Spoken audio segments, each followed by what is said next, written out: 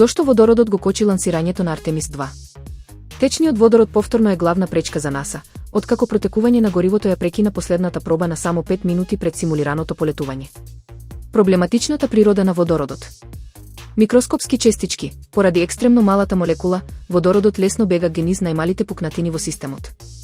Екстремен студ. Горивото се чува на минус 253 степени. Овој студ ги собира материјалите и ги оштетува заптивките, предизвикувајќи протекување.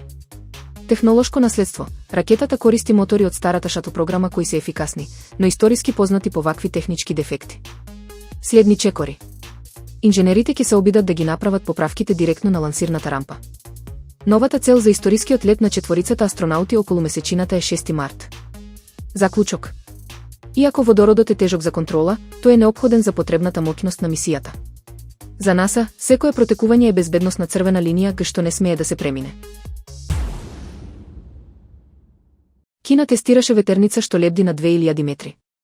Во провинцијата Сечуан успешно е испробана првата лебдечка електрана која користи балон со хелиум за да произведува струја од силни ветрови на голема висина. Клучни факти од тестот. Ефикасност. За само 30 минути, системот произвел 385 киловат-часови енергија, доволно за десетици домови.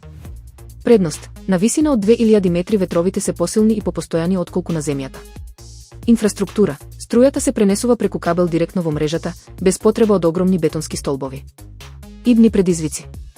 Иако концептот функционира, остануваат прашањата за безбедноста во воздушниот сообраќај и издржливоста на балонот при невреме.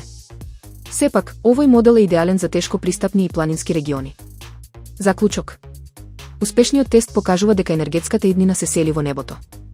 Лебдечките системи можат да станат клуч за постабилно и поедноставно производство на чиста енергија.